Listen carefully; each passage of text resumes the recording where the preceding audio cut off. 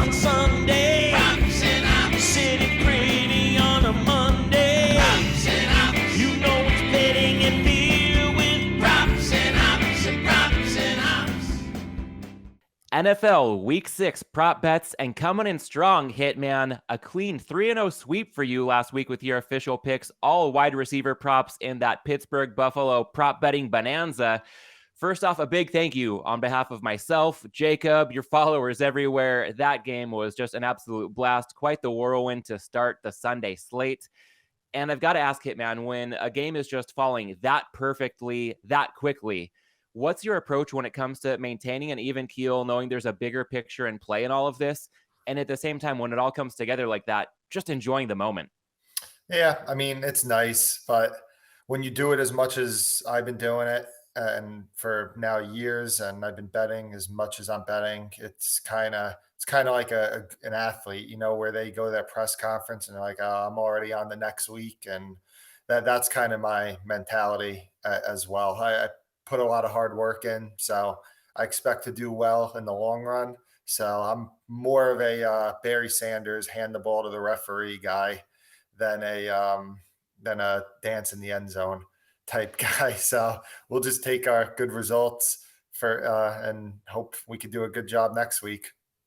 Love it. Well, speaking of the week to come and turning the page, let's talk week 6 props, and let's kick it off with Jets-Packers. I think that we've seen some surprising upside from the Jets offense in recent weeks since Zach Wilson returned. Also, perhaps more surprising, quite a bit of downside from a Packers defense that was thought to be really strong entering the season. Green Bay also perhaps a bit fatigued, not taking a bye off of a London game last week in which they lost to Jacobs Giants. So, Hitman, when we look at Jets-Packers, anything on the offensive side of the ball for the Jets that has you looking their way in the prop markets? Yeah, so I liked Zach Wilson under 20.5 completions at minus 120 or so. It got beat up a few places. I think there might still be some 120, 125-ish, 125 out there.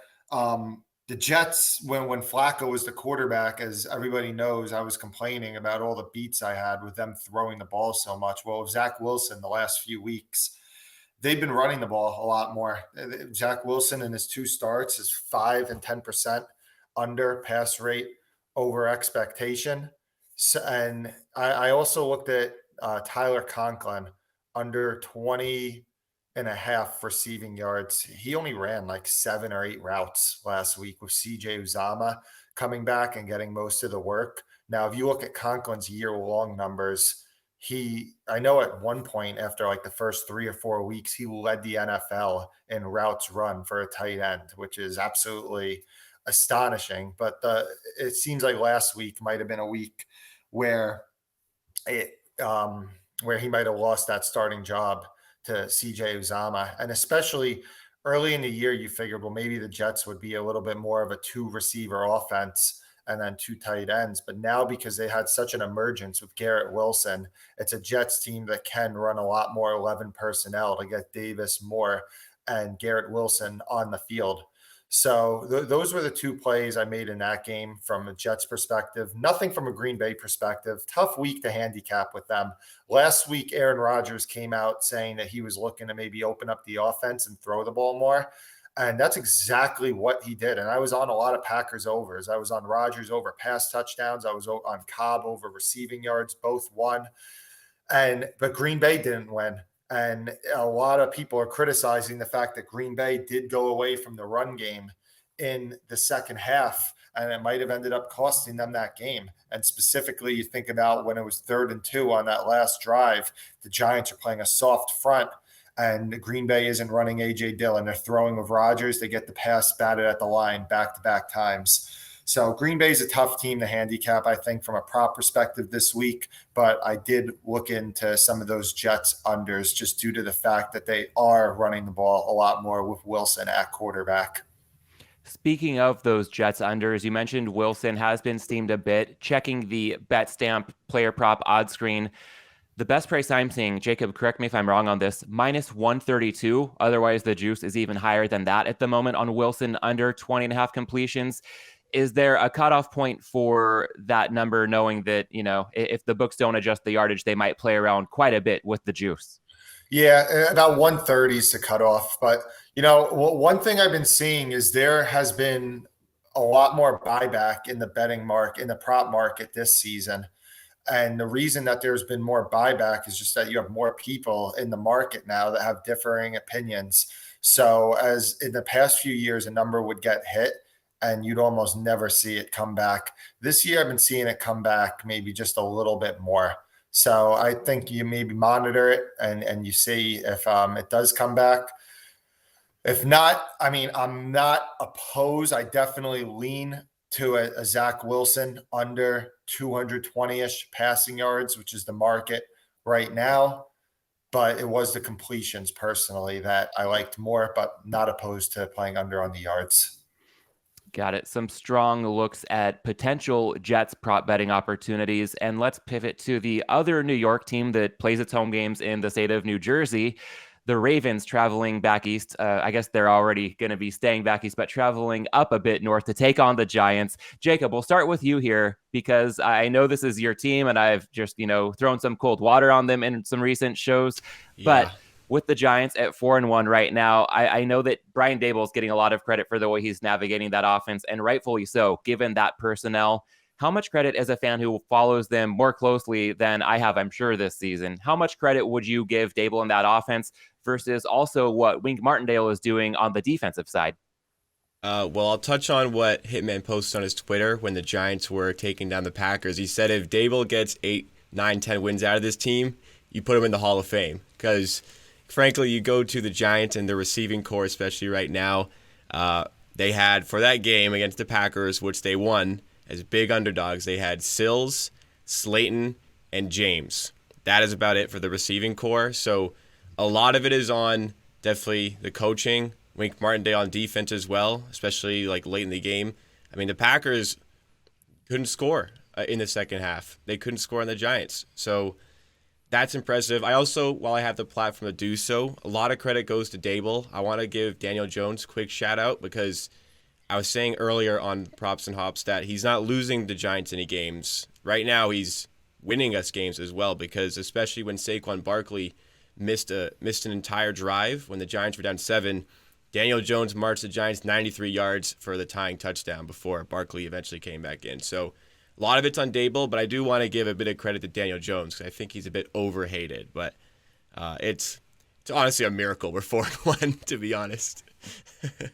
Overhated. That's a new one to me, but I hear it. I get how that could potentially apply to your vantage point with Daniel Jones. And I like the point of needing a quarterback who doesn't have to do everything on his own, but just not to lose games. There's plenty to be said for that. And Hitman, I'd like to look at the other side of this game as well with Baltimore and a quarterback who can make the plays to win games almost single-handedly at times. And there's an interesting dynamic in play here because we've got Martindale's familiarity with Jackson, with Martindale having most recently been with Baltimore. And then his scheme, blitz heavy, a lot of man coverage. Lamar has really taken strides this year in attacking a scheme like that. So what gives when you look at Martindale's Giants defense taking on Jackson and this Ravens offense? I could only play Lamar overs. The reason I ultimately have not played it and might not play it is just that I don't trust this Giants offense to put enough pressure on Lamar to throw later in the game. But like you said, I mean, at first I thought that Martindale was very familiar with this offense and that it would lead to maybe Lamar not doing as well.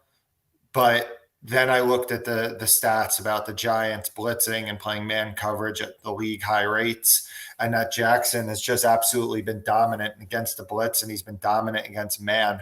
And I don't think Martindale is going to change his scheme. He hasn't been a guy that has adjusted his scheme much. He's a guy that's going to run his stuff, and that's going to be it. So a slight lean to the Jackson overs. And I was all ready to give out Mark Andrews over 65.5 receiving yards. I was giving it out here. I was going to give it out on another show. I was going to give it out to clients and another group that moves the markets and just destroys the markets, I should say. They gave it out and it's not coming back.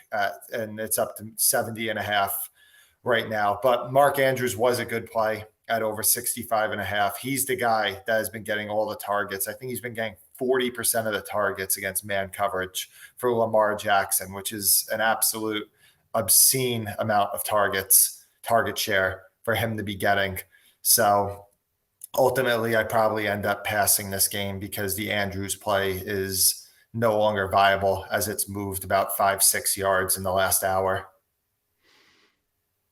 Fair enough. Well, let's move on to a game where there might be a play to get to. I know for sure we've got one that will have some action involved coming up later in the show. But the next game I wanted to touch on with you, working our way down the East Coast a bit, Niners at the Falcons, and specifically when Atlanta has the ball. They'll be going up a 49ers defense that I believe will be without more than half of its starters due to injury. Meanwhile, things trending up for the Falcons offensively. It looks like Kyle Pitts in line to make his return to the lineup. So, Hitman, with all these injuries in play and the different directions in which the injuries are trending for these two teams, any looks at the prop betting market for 49ers at the Falcons on Sunday? I played Tyler Algier under 48.5 rushing yards for Atlanta. And to me, this is a free roll. And what I mean by a free roll is if something with the Falcons injury report goes my way, then it's going to be a great bet. And if it doesn't go my way, then 50-50 bet. Maybe I still think even slightly EV towards me, to be honest. But Damian Williams is eligible to come off IR this week for the Falcons. He was the starting running back for them in week 1 before he got hurt.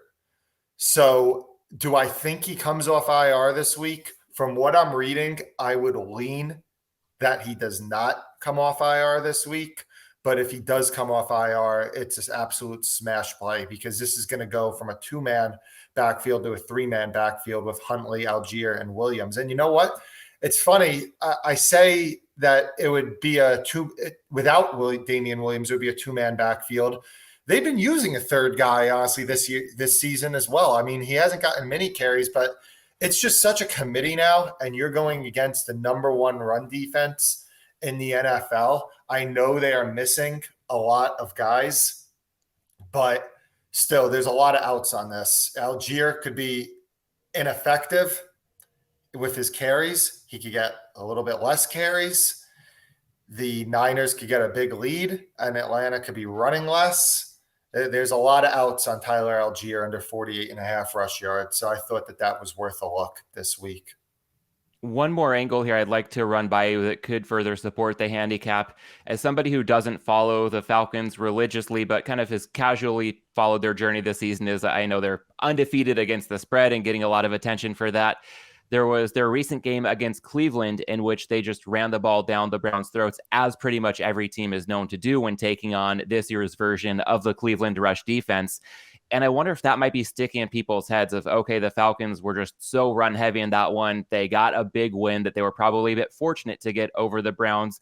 So maybe some bias from the rest of the betting market thinking Atlanta moving forward might be more likely to be a more ground heavy team than we should actually expect based on especially a matchup like this. Does that carry any weight in your mind? I mean, in some cases it would, but I honestly do believe that the Falcons are committed to running the hell out of the ball. I mean, Arthur Smith said it in the second half of one of those games, said, we're going to run the piss out of the ball in the second half. I think that's their identity. So I do think this Atlanta team is going to be extremely run heavy, but more the handicap with anything like with a Tyler Algier under is the fact that they're so committed to having multiple guys in the run game, whether it's Marcus Mariota running, whether it's Algier, whether it's Huntley, whether it's even the third string running back that they're getting some touches. There's just going to be so many guys that are running for the Falcons. Got it. Well, we will look for hopefully a big committee carrying the load for Atlanta on the ground come Sunday. And let's touch on one more game back east in the early window. That would be the Vikings at the Dolphins. And Hitman, I know you've gotten down on Miami against the spread. I'm wondering if there's anything related to that from a prop betting standpoint when it comes to some potential matchup edges with Mike McDaniel's scheme with this Dolphins offense going up some potential soft spots in the Vikings defense. It's funny. I played Skylar Thompson under 214.5 pass yards. you would say, well, you kind of like, and I do kind of like Miami in the game. So why are you taking a quarterback under? It's that Teddy Bridgewater is probably going to be active for this game from the reports that we've seen. Maybe he's not active. And if he's not active, I don't like it as much. But if Teddy Bridgewater is active for this game, the gist of what I got from Miami is that Bridgewater did not have a concussion.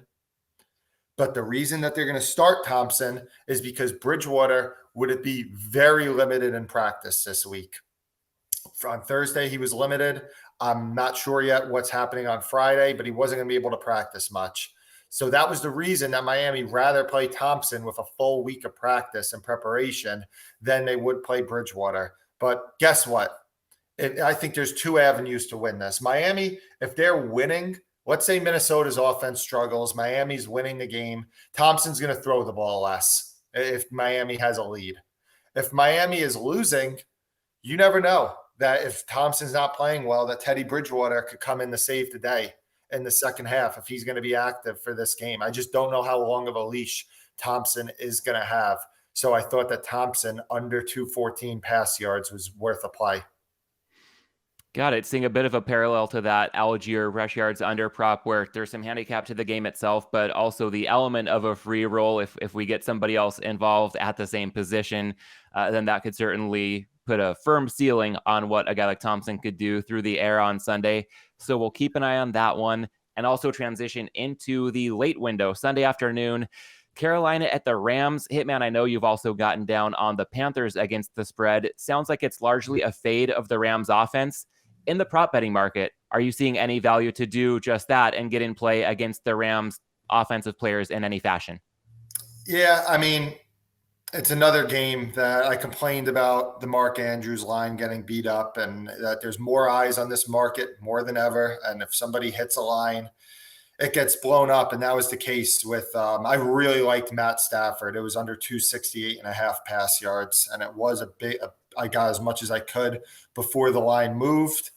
But unfortunately, it's moved about 14 yards now, and it's just not as good. But I did think that fading the Rams in some pass catcher categories was the way to play it because Carolina has an underrated defense. And I know J.C. Horn and Dante Jackson are questionable for this game. That would be concerning if they do not play. But Carolina does have a top 10 pass rush that can get after Matt Stafford. And Sean McVay's quotes this week has been about getting the running game going for the Rams. So you would theoretically think if it's 11 point favorites, Stafford going against another good pass rush, this is maybe the week that you try to get the run game going. But the market's been beat up. Allen Robinson got bet under. Matt Stafford got bet under. Akers got bet over. Somebody else had the same idea. And you could have as good of a handicap as you want, but if the number doesn't support it, ultimately has to be a pass. And I think that's what's happened in this Rams game, that we ended up losing some good opportunities. Sure. Well, sometimes the most prudent thing you can do is to pass and just move on to the rest of the board. And let's do just that with what might be the game of the year after these two teams played arguably the best game of all time in the NFL in last year's divisional round. And that would be the much anticipated rematch, the Bills at the Chiefs. Hitman, I know you and I both have some Kansas City +3 tickets in pocket, but from a prop betting perspective, let's start when Kansas City has the ball. Buffalo's defense decimated by injury. The Chiefs offense hasn't skipped much of a beat without Tyreek Hill this season. Anything you're looking for when it's Patrick Mahomes and the Chiefs offense on the field in this one? I gave out the rush yards, not just for Patrick Mahomes, but also for Josh Allen. I'm looking at Mahomes right now just to see current market. I'm seeing 23.5 to 24.5 on the current Mahomes market. And I like that when they have the ball. It's all about high leverage running. Patrick Mahomes, in playoff games, has looked to run more. In his career in playoff games, he's averaged 32 rush yards per game. Against the Bills specifically, 2 of these were playoff games. 2 of them were not, but he's run for 61, 69, 36, and 5 rush yards. You look at the game where he had the 5 rush yards. Well, that was when he had a banged up foot before the game before they played Tampa in the Super Bowl. So a pretty logical reason to why he wasn't running the ball much, I think. And the last few games, he's been running the ball a bit more, 26, 28, 34 yards. So Mahomes is a guy we know that he can run. It's just a matter of when he wants to run. And I'm essentially treating this, as far as my handicapping goes, I'm treating this as a playoff game. Both teams know this game is huge because this game could very likely determine who gets home field advantage in the playoffs. So I'm treating it as such. And then for Buffalo with the Josh Allen, which I know you're going to ask me about Buffalo with their matchup, Allen, another player that runs in high leverage spots. Think about this. We played Josh Allen under 42.5 rush yards on this pod last week against the Steelers as 14-point favorites. Now you have a game that, I mean, everybody's pretty much expecting this is going to be a tight game. This is the Bills' biggest game of their year. And what are we seeing right now? We're seeing 43.5, 44.5 on Josh Allen. Yeah, pretty big range. I'm seeing anywhere from 43.5 shaded over, as high as 47.5. But if somebody has a few outs, getting in the range of 44.5 should be okay. I would give it up to 46.5. I think it's a good play up to that. Allen, here's a stat that I got from the pregame Dream Pod, is the last season when Josh Allen played non-playoff teams, he averaged 5.7 runs and 38 rush yards per game. When he played playoff teams last year, 9.5 carries for 59 rush yards.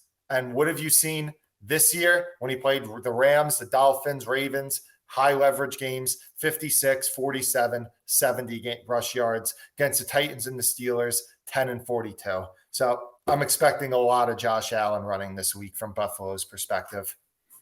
All right, so I think that leads us pretty well into our next segment here, locking in some official picks for the week. Hitman, I think I have an idea of where you might be going here, but what would you like to lock in for the Props and Hops Week 6 prop betting portfolio? We'll do 3. We'll do Tyler Algier under 48.5 rushing yards. We'll do Josh Allen. I'll be fair. Let's call it 46.5 rushing yards. The market lows 43, 44. Highs 47. I like it at 46.5. We'll call it 46.5. And for Mahomes, over 23.5 rushing yards. Got it. I will add a follow-up question to you with both quarterbacks over, something that a lot of bettors might not account for, but a subtle factor with quarterback rushing yards, especially if we're talking both quarterbacks in the same game to go over. There's a pretty decent chance that one of these quarterbacks might be kneeling down at the end of the game. And if it's 3 kneel downs, that could be anywhere from 3 to 6 yards typically. Of course, if you had Mahomes in the Super Bowl against the 49ers, that was a much greater loss on some kneel downs, but we typically don't see too much beyond 1 or 2 yards per kneel. And with that factor in mind, do you think that's fully priced into these lines, or does that give you even a bit of hesitation looking at both quarterbacks rush yards over in the same game? Yeah, I mean, it's a possibility of happening in any game that you're betting, any quarterback rush yards. It's a possibility that that's happening.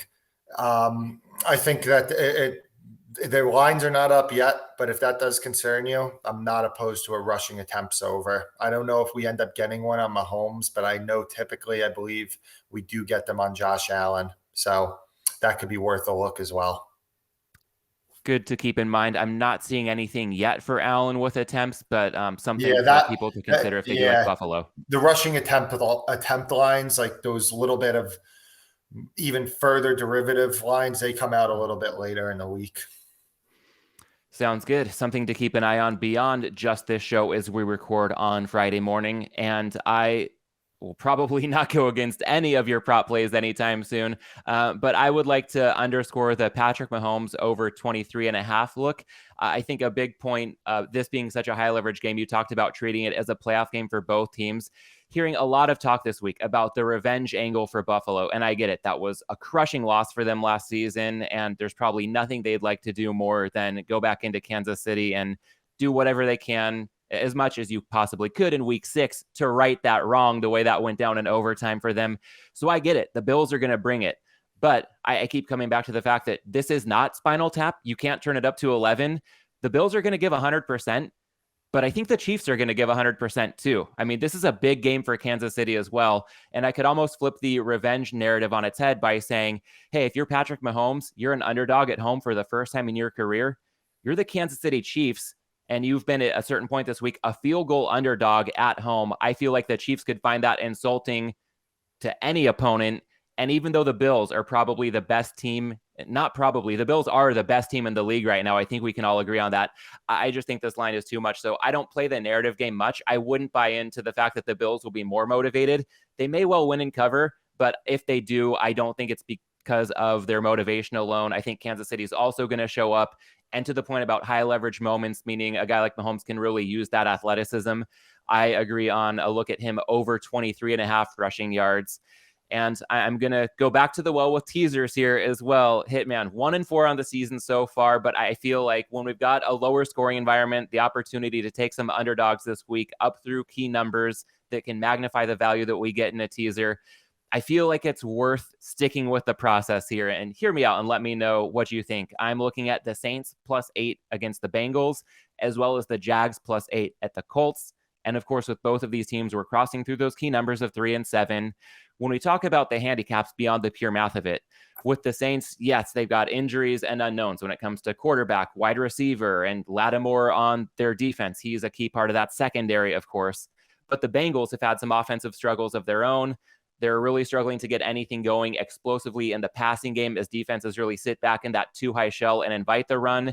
And even when teams invite the run, Jacob and I talked about this with Suma last week, Cincinnati really struggling to rush the ball, even if opponents are willing to concede that to them. So I think that the Saints can keep this one competitive. Again, that low total around 43, that magnifies the relative value of each point we get in teasing the Saints up through a touchdown. So I feel good about that leg overall. And then I really like the Jags leg to come through. I feel like that was a misleading loss for them last week. They dominated Houston. If you look at any predictive metrics moving forward, some negative variance with turnovers and high leverage downs broke against them. But I think that the Jags, if anything, probably going to see some positive regression before any more negative variance comes their way. And the Colts last week, they got a pretty misleading win at Denver. So I think that if we look at just the scoreboard results last week alone, that could be maybe steering this point spread a bit in the wrong direction. And similar to that Saints leg, we've got a low total in Jags Colts. This one even a touch lower, around 42. Once again, that magnifies the relative value of each point. Overall, I won't be surprised if either or both the Saints and the Jags win outright. So with this teaser, I feel comfortable asking both of them to, at the very least, keep it within one score. All that said, Hitman, any thoughts on this Saints-Jags teaser for Week 6? I like it. I would just monitor the Saints injury report. I wouldn't be surprised if it did come out really ugly where they're missing their top 3 receivers and Lattimore, that Cincinnati does maybe get up to maybe a 3-point favorite or so, where if that does happen, it would take away from some of the value on the teaser. But I do like it, but that would be my only pushback that I would give on the New Orleans side. That's a good point, because if this line does approach 3 or even get to 3 by close, then obviously not crossing through that key number, just simply starting there, not enough of an edge to warrant a substantial teaser play. So definitely worth monitoring. And if people are sold on the Jags leg, but not so much on the Saints, it looks like the Patriots in teaser territory +2.5 at Cleveland. Seattle also in teaser territory, although that game against the Cardinals has a much higher total, so we could be looking at more variance there. And then depending on the book, a lot of -9s now showing for Tampa Bay, but some people on a 6-point teaser could get them down through the 3 at Pittsburgh. Let's say somebody likes the Jags, but they're not so sure on the Saints yet. Among those 3 or any other options, does anything stand out as a teaser leg that you would like to pair with Jacksonville for this weekend slate?